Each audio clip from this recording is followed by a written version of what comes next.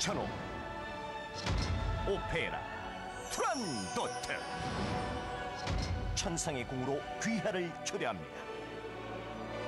500여 명의 세계적인 출연진, 찬란한 무대와 화려한 의상.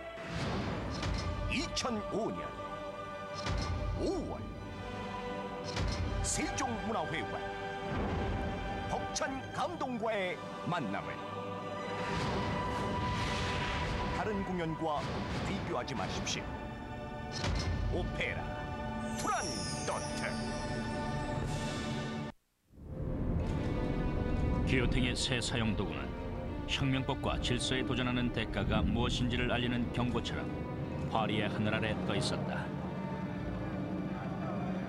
왕의 근위병들의 피로 얼룩졌던 칼날은 곧 왕 자신에게 떨어지게 된다. 1792년 8월 폐위당한 왕은 감옥에 갇히고 로베스피에르와 그의 자코뱅당은 정부의 지배권을 두고 의회 온건파인 지롱드당과 일전을 치르게 되었다.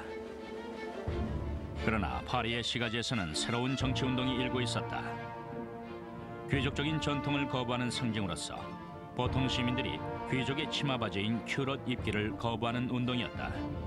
이들은 스스로를 치마바지를 입지 않는다는 뜻으로 상퀼롯이라고 불렀다. 상퀼롯들은 자신들이 진정한 프랑스의 인민이라고 생각했죠. 가장 빈곤한 계층은 아니고 제법 잘 사는 예술가와 가게 주인과 같은 사람들이었습니다. 적어도 자기 손으로 빌어먹고 산다고 주장하는 사람들이었죠. 상퀼롯이라는 말은 귀족도 부자도 아닌 보통 사람의 상징이었습니다. 자코뱅과 지롱드파가 국민공예가 된 의회를 이끌어가는 동안 이들 상퀼롯이 파리 시정을 장악했다.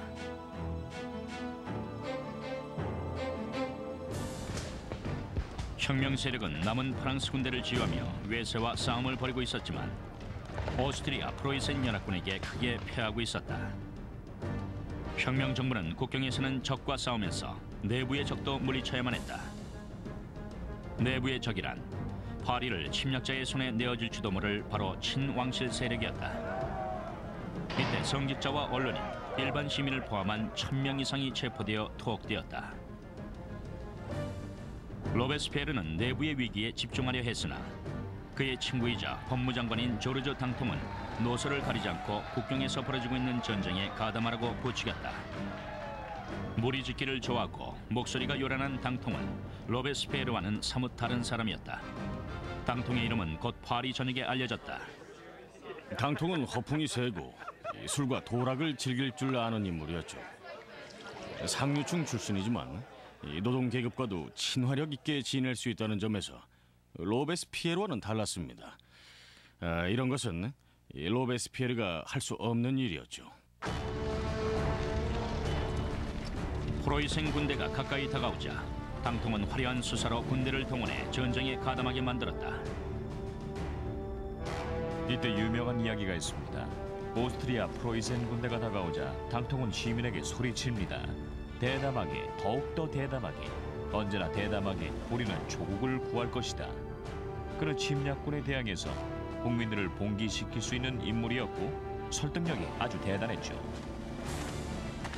건장한 장정들이 모두 군대에 입대하는 바람에 파리는 무방비 상태가 됐고 감옥에는 정치범들로 넘쳐났다. 시내엔 죄수들이 폭동을 일으킬지도 모른다는 공포감이 감돌았다. 말하는 혁명을 지지하는 시민들에게 감옥으로 쳐들어가 재수자들을 사육하라고 요구했다. 외국 군대가 파리로 진군해 오고 있었어요. 만약 그들이 파리에서 혁명의 적인 재소자들과 연결이 되었다면 시민들에게는 아주 끔찍한 일이 일어났을 겁니다. 9월의 첫 주, 전선에서는 재앙에 가까운 소식이 도착한다. 프로이센이 파리로 오는 길목에 있는 작은 도시 베르덩을 함락했다는 소식이었다. 적은 이제 단 몇 킬로미터밖에 와 있었다.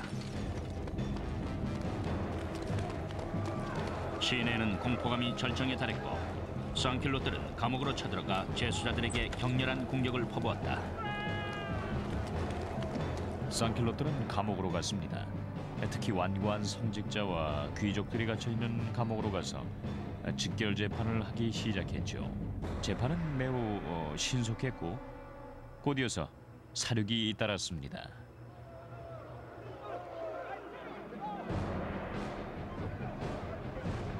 여자 재소자들은 겁탈을 당하거나 불구가 되었고 성직자들은 할복을 당했으며 귀족들은 사지가 절단되었다.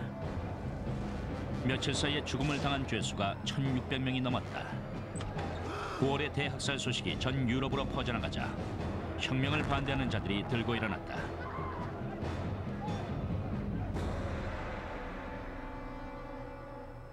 영국 해협 건너편에서 런던 타임스는 극도의 혐오감을 나타냈다. 이런 짓이 인간의 권리인가? 이것이 인간이 원래부터 갖고 있는 자유란 말인가? 미개지인 아프리카의 4발 달린 독재자들, 이 2발 달린 파리의 짐승들보다는 훨씬 우월할 것이다. 혁명은 가장 어려운 고비를 맞았다.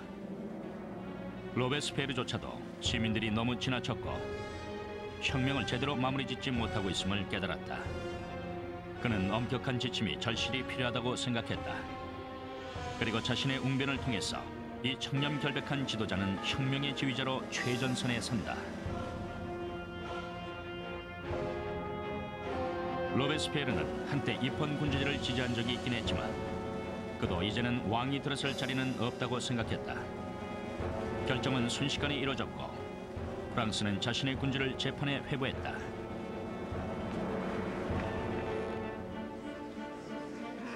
이미 판결은 정해져 있었기 때문에 이제 논란이 될 것은 형량뿐이었다.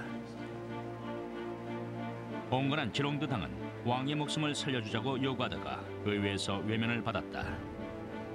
지롱드 당은 국민공회의 토론 과정에서 하나의 정파로 구체화되었습니다.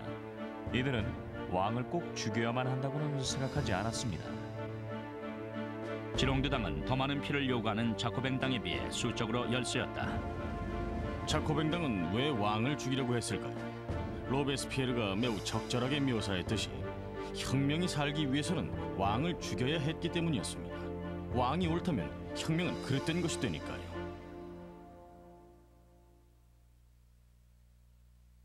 어떤 체제에서든 이 반역자에 대한 형벌은 오로지 죽음뿐입니다. 이런 의미에서 만약 왕에게 전시의 조국을 배신한 죄가 있다면 반역자로서 사형을 당해야 한다는 논리가 맞는 것입니다. 1793년 1월 20일 루이는 유죄 판결을 받고 사형 선고를 받는다. 그날 저녁 왕은 짧은 시간 동안 가족과 재회할 수 있었다. 가족들의 눈물 앞에서도 그는 침착하게 이튿날 돌아오겠다고 약속하고 작별을 고했다. 그리고는 다시 돌아오지 못했다. 그는 가족들의 고통을 견딜 수 없었기 때문에 단대대로 가는 길에서도 마음을 굳게 먹어야 했다. 이튿날 아침 마차가 와 루이를 단대대로 데려갔다. 그는 담담한 자세로 칼날 앞으로 나아갔다.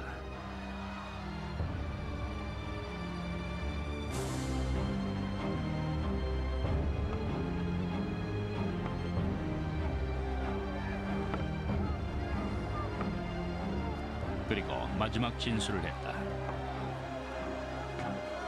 나의 죽음에 대해 죄 있는 자를 용서하노라. 진정으로 말하건대 이 피는 프랑스로서는 흘릴 필요가 없는 피다.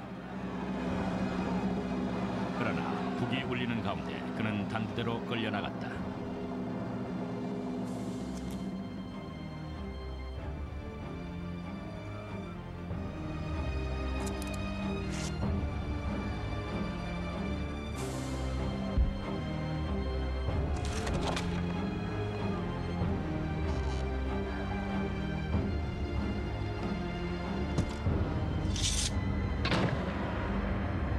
오전 10시 22분 한때 왕이었던 사람은 더 이상 존재하지 않았다. 감옥에서 남편의 죽음을 알리는 대포 소리를 들은 왕비 마리는 절망하며 쓰러졌다.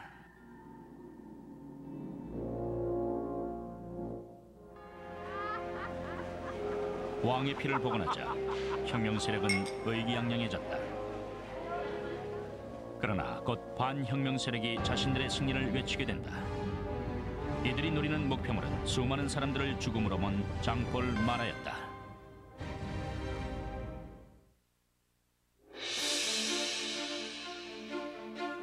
프랑스 혁명에서 루이 16세의 처형은 하나의 전환점이 되었다. 과격한 혁명 분자들이 승리를 외치고 프랑스 공화국이 피해 젖어 탄생하는 절정의 순간이었다. 1792년 말경, 아직 일천한 혁명이 반혁자들의 위협으로 위기에 처할 수 있다고 생각한 자코뱅당은 점점 더 난폭한 방법으로 혁명을 이끌어 나갔다. 그러나 지방 주민을 대표하는 지롱드당은 내전으로 치달을 것을 우려해 폭력의 사용은 되도록 줄이고 싶어 했다. 이들의 가장 큰 적수인 장폴 마르는 반혁명 음모자로 의심되는 인사들의 이름을 신문에 게재하고 격렬하게 지롱드당을 공격했다. 한때 200명의 처형을 요구했던 그는 이제 20만 명 이상의 처형을 촉구했다. 마라의 신문을 보면 한 가지 기본 원칙이 있는데, 자신이 누구보다도 극단적이 돼서 사람들의 죽음을 요구한다는 점이죠. 그는 항상 이렇게 말합니다. 몇 명의 목만 자르면 이 일은 잘 풀릴 것이다. 그래도 풀리지 않으면 몇 명의 목을 더 치면 된다. 그런 식이죠. 1792년 갑자기 파리 시민들이 다른 사람을 학살하기 시작한 데는 마라의 책임이 큽니다. 그러나 과격한 운동은 도처에서 걷잡을 수 없이 일어났다. 파리 교회 주민들은 자코뱅당의 난폭성에 붕괴해 유혈을 끝낼 것을 촉구했다. 그 메시지는 지방의 열정적이고 단호한 젊은 여성 샤를로트 코르테에게까지 전해졌다. 샤를로트 코르테는 카행시에 사는 평범한 여성이었죠. 그녀는 살상장면을 목격하고 깜짝 놀라게 됩니다. 그러면서 아마도 이런 잔인한 테러의 주범은 마라이고, 혁명을 과격하게 이끌고 간 사람도 인민의 벗을 창간한 마라라고 생각하게 되죠. 1793년 7월 13일, 샤를로트는 파리에 도착한다. 인민의 벗의 창간이는 항상 집의 문을 열어두고 있다는 것을 그녀는 알고 있었다. 마라는 언제나 욕조에 몸을 담그고 있었다. 샤를로트는 외국 군대와 합작해 혁명을 끝내려고 하는 반역자들의 명단이 있다고 주장하면서 마라에게 접근했다. 마라는 샤를로트에게 반역자는 이튿날 기요틴으로 처형하겠다고 약속하면서 명단을 달라고 요구했다.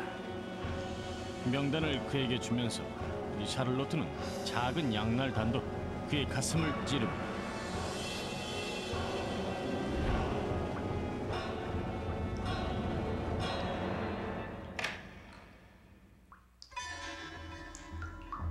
소위 인민의 벗은 이렇게 해서 죽고, 그의 신문이 내뿜던 분노의 목소리도 잠잠하게 되었다.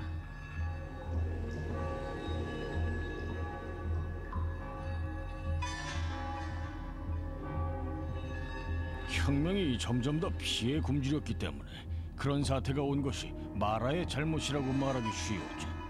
그래서 마라는 공포의 대상인 동시에 증오의 대상이 되었습니다.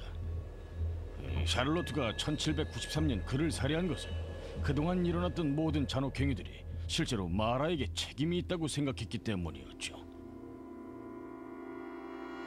샤를로트는 도망칠 시도도 하지 않았다.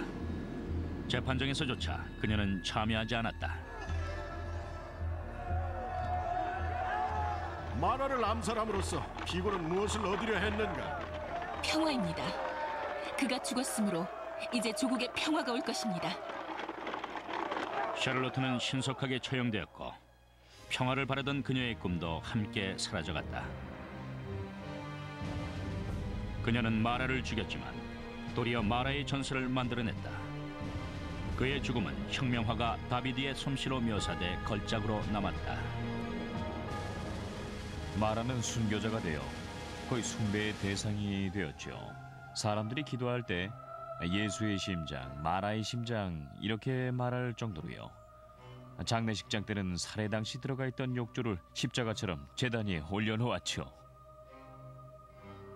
마라의 죽음이란 다비드의 그림을 보면 마라의 몸이 마치 십자가에서 내려진 예수의 몸을 형상화시킨 조각품 피에타의 예수와 똑같은 자세로 쭉 늘어져 있습니다. 마라와 예수를 동일시하는 면이 분명히 보이고 이제 과격한 공화국에서 그는 새로운 신의 상징이 됩니다. 로베스피에르는 마라에게 쏟아지는 찬사가 셈이 났지만 실용주의자인 그는 당장의 긴박한 문제로 관심을 돌렸다. 마라는 죽었지만 아직도 왕실의 피를 요구하는 다른 혁명 세력이 있었기 때문이다. 죽음의 대기실 콩시에르주리. 남편의 처형이 있은 지 8개월 뒤, 그리고 샤를로트 코르데가 죽은 지 며칠 뒤, 마리 앙투아네트는 여전히 이곳의 작고 캄캄한 감옥에 혼자 갇혀 있었다.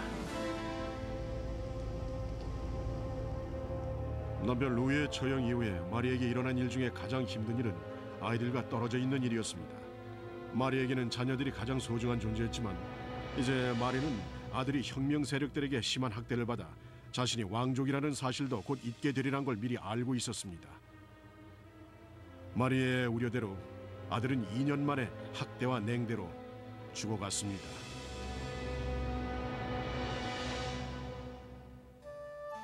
마리는 이제 겨우 38살이었지만 혁명으로 인해 실제 나이보다 훨씬 더 늙어 보였다. 마리 앙투아네트는 혁명 전까지만 해도 매우 우아하고 아름다운 여성이었습니다. 그런데 1788년에서 89년에 이르면서 점점 더 야위어가고 머리는 하얗게 새어갔지요. 이젠 아름답고 상냥하던 자신의 매력을 다 잃어버렸습니다. 재판을 받으러 왔을 때는 너무 야위어서 알아보지도 못할 정도였죠. 10월 15일, 마리는 반역죄와 국고를 탕진한 혐의로 기소돼 재판을 받았다. 법정에 제출된 유일한 증거는 음란한 폭문뿐이었다. 죄목에 추가된 마지막 혐의는 아들과 근친 상간을 했다는 것이었다. 마리는 자신을 옹호하려고 일어섰다. 모든 어미된 자들의 양심과 가슴에 호소한다. 당신들 중에 그런 가공할 이야기에 몸을 떨지 않을 자가 누가 있겠는가? 그 순간 분위기가 숙연해졌습니다.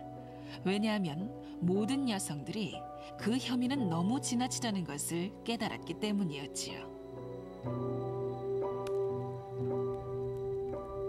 대중들의 동정심에 힘입어 마리는 오스트리아로 추방되기를 희망했다. 그러나 선고가 내려지는 순간 그 희망은 산산이 부서지고 말았다. 결국 마리도 남편과 같은 운명을 맞게 되었다. 마리는 어느 의미에서 처음부터 불운을 안고 있었습니다. 그녀는 오스트리아와 프랑스의 동맹의 상징이었지만 그것은 결국 재앙으로 끝났죠. 또 성적인 미성숙으로 인해 남편과 함께 웃음거리가 됐고 사치스러운 궁정문화의 표본이 되었습니다. 사람들의 눈엔 부패하고 퇴폐적인 문화로만 보일 뿐이었죠. 그래서 유난히 미움과 증오를 샀고 매도당했습니다. 콩시에르 주리에서 마리는 자녀들과 가족들에게 용감하게 최후를 마치겠다는 약속과 함께 마지막 작별 편지를 썼다. 단두대에 오르기 전 반백의 긴 머리카락은 잘려나갔다.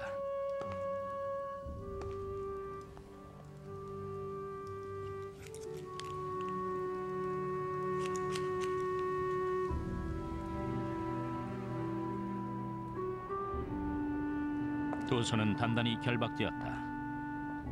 감옥 밖으로 호송될 때 그녀는 제대로 된 마차가 오기를 기대했지만 대신 살벌한 사형수용 호송 마차가 왔다. 저 형장에 갈 때 마리는 왕과 같은 대우를 받길 바랬습니다. 문이 닫힌 마차에 타서 군중들이 가까이서 야유를 할 수 없도록 말이죠. 그런데 실제로는 지붕도 없는 마차에 태워서 거리의 시민들이 온갖 끔찍한 짓을 하도록 내버려 두었습니다. 한때 왕비의 채통을 지녔던 마리는 지붕이 없는 사형수용 호송마차에 앉아 파리 시내를 거쳐 당당하게 기요틴으로 향했다.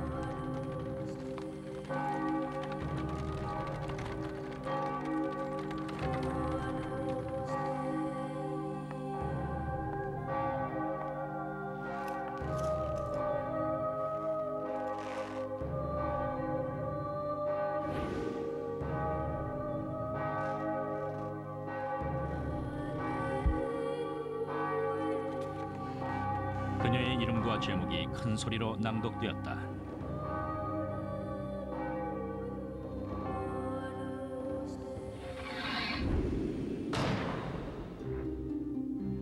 프랑스의 마지막 왕비는 이렇게 사라져갔다. 그로부터 2주 뒤 더 많은 처형이 있고 나서 국민공회의 한 의원은 기요틴에서 차례차례 사라진 수많은 동료들을 보며 쓸데없는 생명의 낭비를 지적한다. 혁명은 이제 제 자식을 잡아먹고 있다고 당통은 외쳤다. 친구들이, 혁명은 결코 장미 향수만은 아니라 유혈은 이제 겨우 시작일 뿐이었다. 1793년 9월, 혁명이 일어난 지 4년 만에 프랑스는 산산이 해체되었다. 지방에서는 격렬한 폭동이 일어났고 유럽과 전쟁을 벌이고 있는 국경지대에서는 군대가 엄청난 전력을 잃고 휘청거렸다. 프랑스에 처절한 패배를 안겨주며 영국은 툴롱 항구도시를 점령했다. 유럽은 이제 프랑스의 국경까지도 잠식해오고 있었다. 프랑스는 서유럽에서 가장 크고 인구도 가장 많은 막강한 군사력을 지니고 있었죠. 그런데 혁명에 휘말리자 적국과 우방국들이 지금이 기회다 하는 생각을 합니다. 땅을 떼어가지는 못해도 프랑스를 영원히 약화시킬 수 있는 기회였죠. 프랑스는 전 유럽에서 고립됩니다. 영국에 봉쇄당하고 오스트리아와 프로이센의 침략을 받게 됐죠. 파리 시민들은 반혁명 세력이 승리해서 피해 숙청이 이루어질까 공포에 질리게 됩니다. 국민의회에 탁월한 웅변가들인 당통과 로베스피에르는 혁명을 구하기 위해서는 대담하게 선제 공격을 해야 한다는 것을 깨달았다. 이들은 새로운 형태의 계엄령을 만들자고 동지들을 설득했다.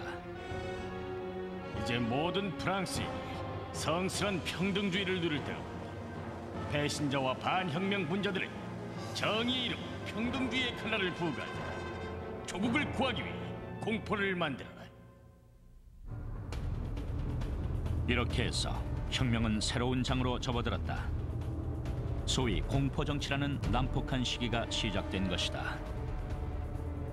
혁명 세력은 과감한 전시정책을 세우고 새로 제정한 헌법과 그에 따른 권리를 정지시켰다.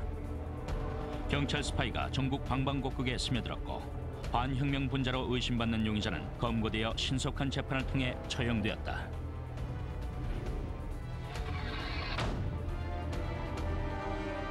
공포 정치는 비상 통치 방편으로 구성된 것이죠. 이들이 생각한 공포는 공화국의 반체제 인사들에게 두려움을 심어주자는 의도였습니다.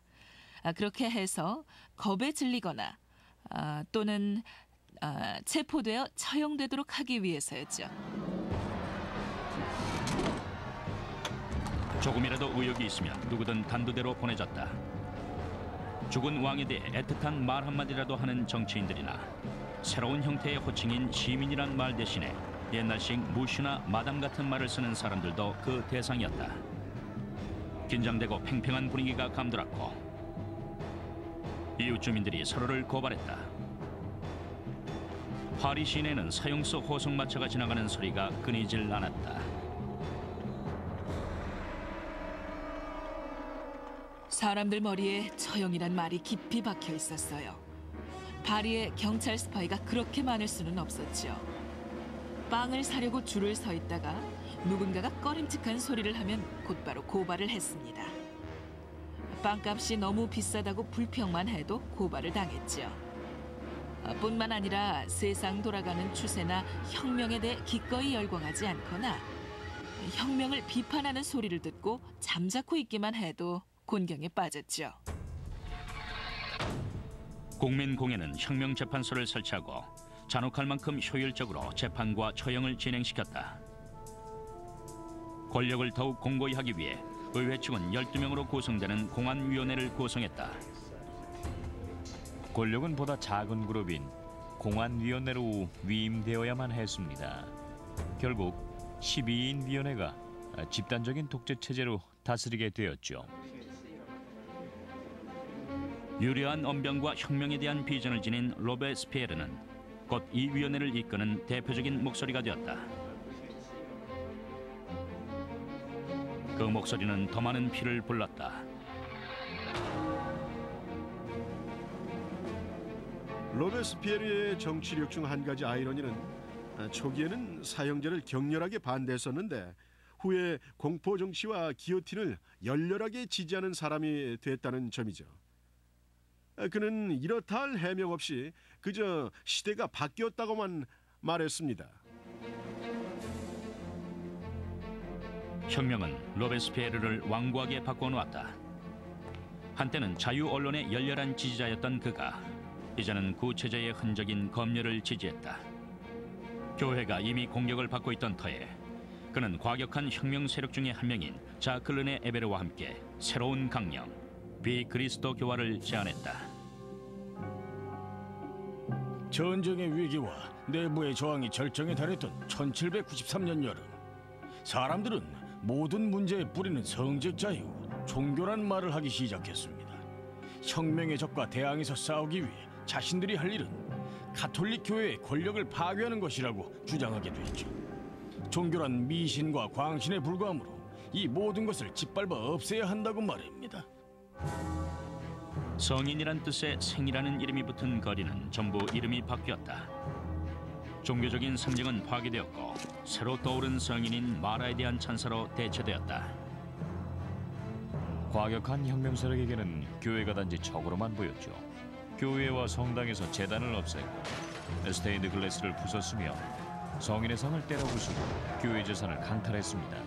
이건 유럽의 다른 나라들이 보기에 왕의 죽음보다 더 충격적이었습니다. 서력 기원조차도 금지됐다. 이제 햇수는 예수의 출생을 기준으로 하지 않고 군주를 타도한 1792년 9월을 기준으로 하게 되었다. 달의 이름도 계절에 따라 다시 지었다. 7월은 테르미도르, 4월은 폴로리알로 바뀌었고 한 달을 열흘 단위로 해서 3주로 나뉘어 놓았다. 혁명 달력은 기독교 신앙에 대항하는 무기였습니다. 한 주가 열흘이 되다 보니 일요일이 없었습니다. 그래서 일요일이 언제인지도 알 수 없게 됐는데 바로 그걸 노린 거죠. 이 공포는 프랑스 전역으로 퍼져나가고 봉기하는 자들은 잔인한 철퇴로 진압당했다.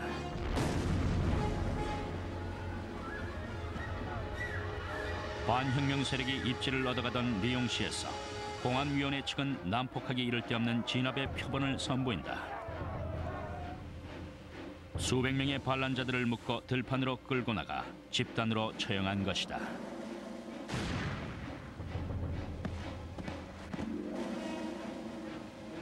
프랑스 서부 방대 지역도 역시 반혁명 세력의 근거지가 되었다.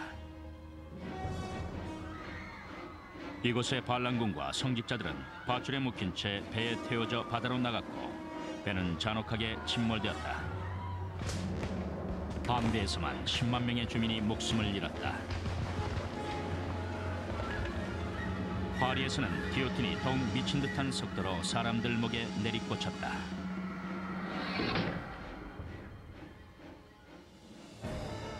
그러나 프랑스 군대는 국경에서 승리하기 시작했다.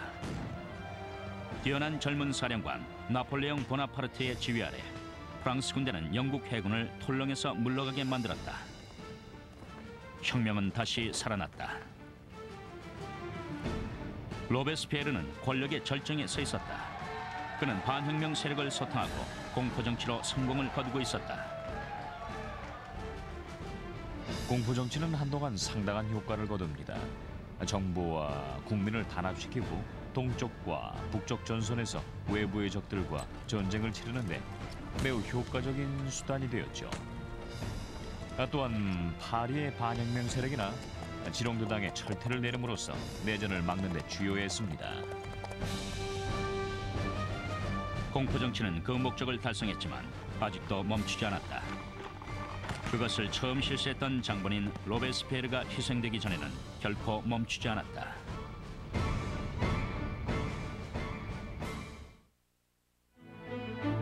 로베스피에르는 공포와 유혈로 혁명을 구해냈다. 고무된 군대는 국경에서 적군을 몰아내고 있었고 내부의 반체제 인사들도 소탕되었다. 그러나 로베스피에르는 더 큰 목표가 있었다.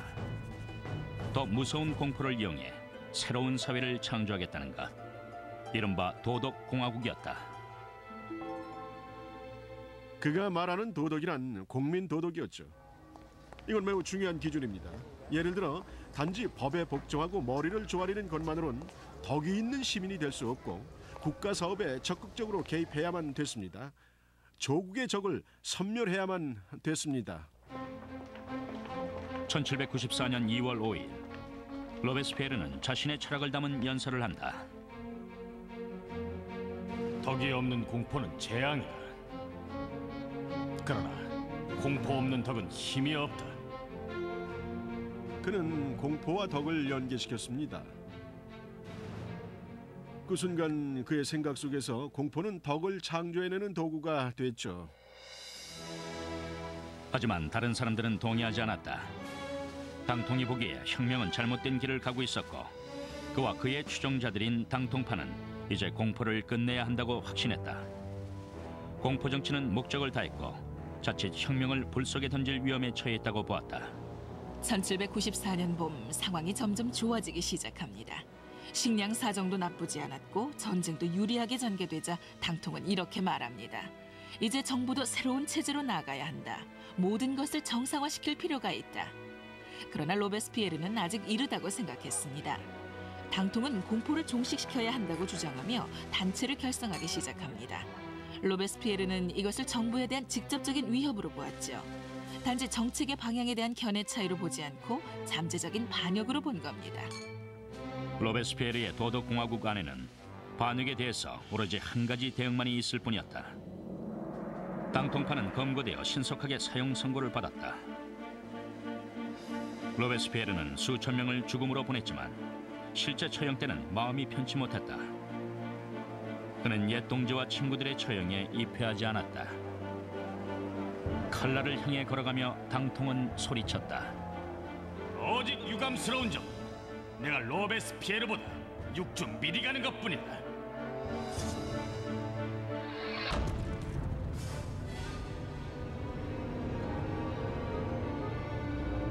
당통파가 제거되자 로베스피에르는 프랑스를 더욱더 유혈이 낭자한 공포정치 속으로 몰아넣었다.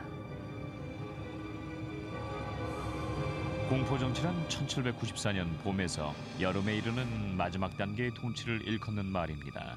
처형의 속도가 무섭게 빨라지면서 특히 파리 시내는 음산한 분위기로 바뀌었고 전국이 온통 공포의 도가니가 됐지요. 처형자 수는 파리에서만 한 달에 800명에 이르렀고 후반에는 더욱더 많아졌습니다.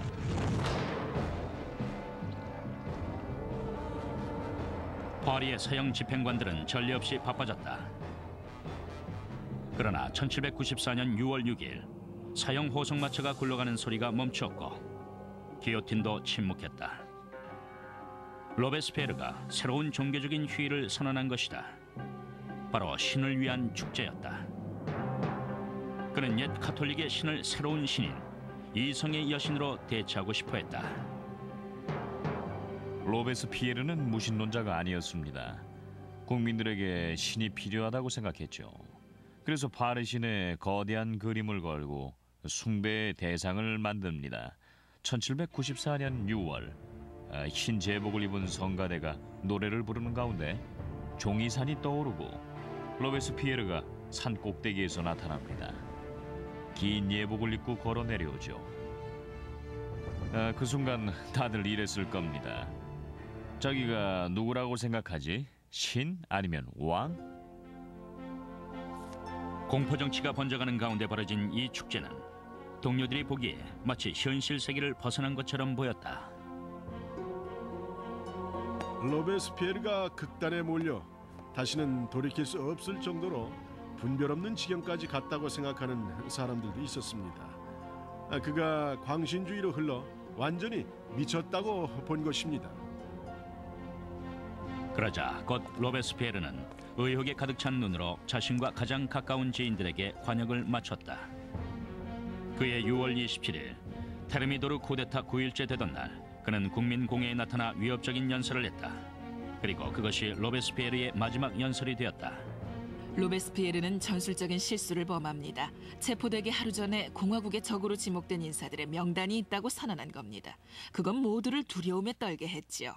이튿날 명단을 발표하기 직전 그는 체포됩니다. 뜻밖의 목소리들이 힘을 얻으면서 로베스피에르는 몰락하기 시작했다. 대표들은 그를 악한으로 선언하고 국민공회에서 제거하기로 결정한다. 할 말을 잃은 로베스피에르와 몇 명의 동료들은 시청으로 잡혀가 그날 밤 감시를 받았다. 이튿날 아침 총성이 울려 퍼졌고 2층으로 뛰어 올라간 경비병들은 놀라운 장면을 목격했다. 로베스피에르의 동지 중 한 명은 창밖으로 몸을 던졌고 또 한 명은 총으로 자결한 것이다. 로베스피에르는 얼굴에 총알이 박힌 채 반혼수 상태로 발견됐다. 그의 턱은 자살 기도로 부서져 있었다.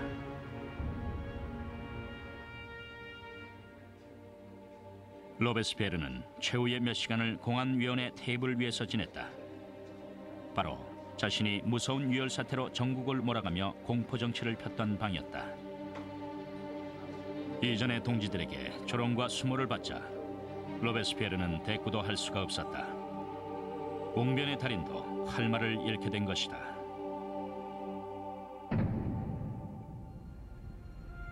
프랑스의 마지막 왕비가 세상을 떠난 콩셰르 주리에서 그도 역시 단두대에 오를 준비를 했다.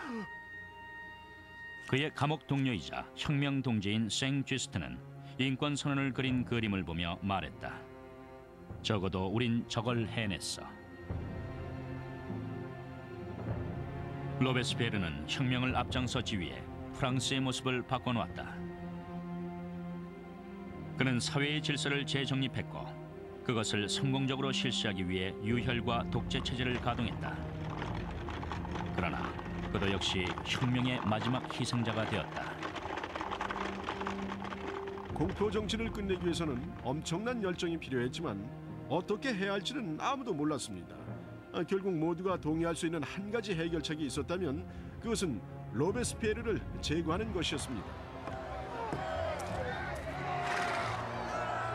1794년 7월 27일 이 청렴결백한 지도자에게도 기요틴의 칼날이 내려왔다.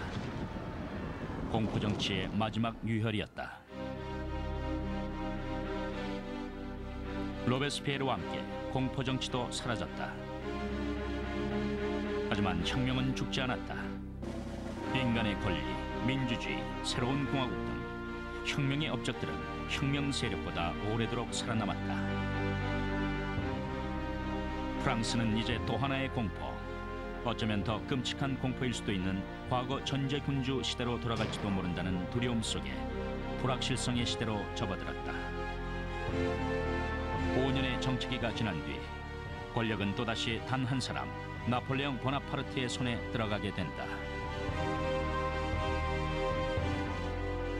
혁명이 언제 끝났는지에 대해서는 역사학자들 사이에서도 의견이 분분하다. 어떤 이는 나폴레옹의 대도와 함께 죽었다고 하기도 하고 또 다른 이들은 19세기 이후까지도 살아남았다고 주장한다.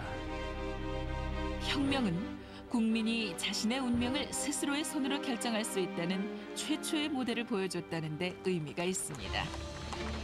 유럽에서 가장 오래되고 가장 잘 확립돼 있던 군주제 하에의 백성들이 스스로의 운명을 결정하고 역사를 다시 쓸 수 있다는 생각은 우리 모두에게 커다란 공명을 불러일으키죠.